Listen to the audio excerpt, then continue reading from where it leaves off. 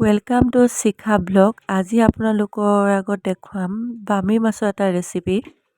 সকলোৱে বাৰু চিনি পাইছেনে? এইটো হৈছে এটা বামী মাছ।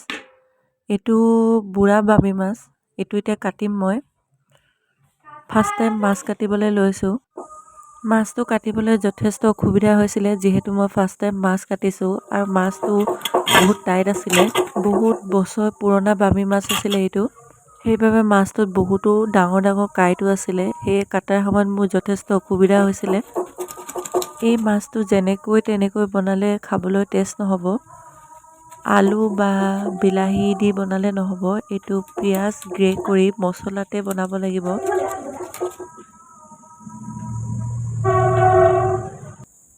মাছটো মই গোটেইটো নাকাটো, যিমানখিনি মোৰ প্ৰয়োজন সিমানখিনি কাটি ল'লোঁ।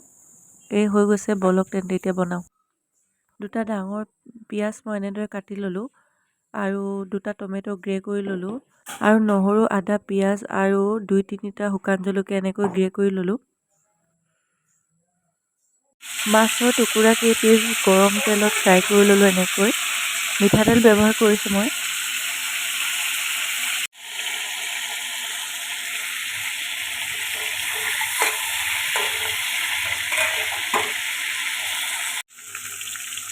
মাছৰ টুকুৰাখিনি ফ্ৰাই হৈ গৈছে। এতিয়া এইখিনি মই এখন প্লেটত নমাই থৈ দিম আৰু এইখিনি তেলতে আৰু অলপমান তেল দি পিনে এই পিঁয়াজখিনি ফ্ৰাই কৰিম, যিখিনি মই কাটি থৈছিলোঁ। ৰঙচুৱা হোৱালৈকে এইখিনি এতিয়া মই ফ্ৰাই কৰি থাকিম। এতিয়া ইয়াত মই নহৰু, আদা, পিঁয়াজৰ গ্ৰেখিনি দি থৈছোঁ, যিখিনি মই মিক্সাৰত আগতে গ্ৰে কৰি থৈছিলোঁ। সেইখিনি আকৌ অকণমান ৰঙচুৱাকৈ ফ্ৰাই কৰিম মই।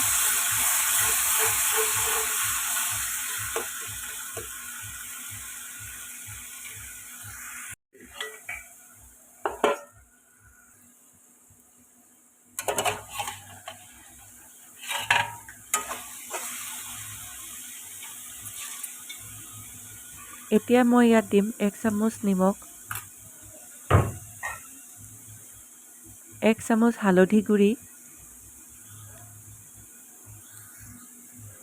আৰু 1 চামুচ জলকীয়া গুড়ি। এইখিনি এতিয়া ভালদৰে মিহলি কৰি ল'ম।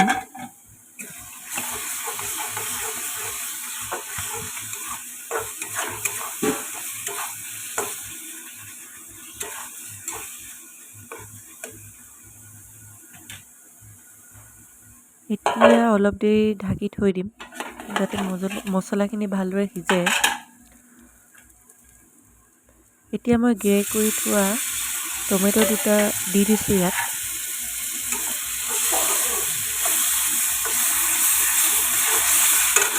আপোনালোকে বিচাৰিলে কাটিও দিব পাৰে, এনেকৈ গ্ৰে কৰি দিলে খাবলৈ টেষ্টি হয়। এতিয়া মই অলপমান জিৰাৰ পাউডাৰ ব্যৱহাৰ কৰিম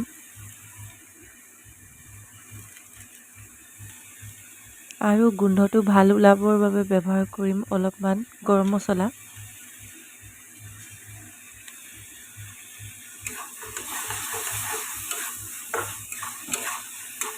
এতিয়া মই গেছৰ ভলিউমটো মিডিয়াম কৰি থৈ অলপ দেৰি মছলাখিনি ভালদৰে সিজিবলৈ দিম।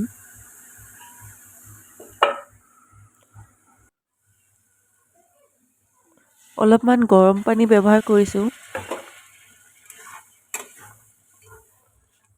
এতিয়া এইখিনি উতল আহিবলৈ দিম আৰু মাছখিনি দি দিছোঁ ফ্ৰাই কৰি থোৱা। নিজৰ আন্দাজ মতে পানী ব্যৱহাৰ কৰিম।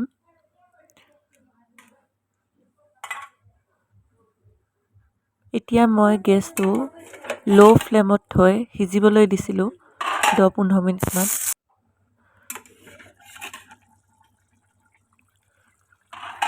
এয়া চাওক, মোৰ বামী মাছৰ জোলখিনি ৰেডি হৈ গৈছে।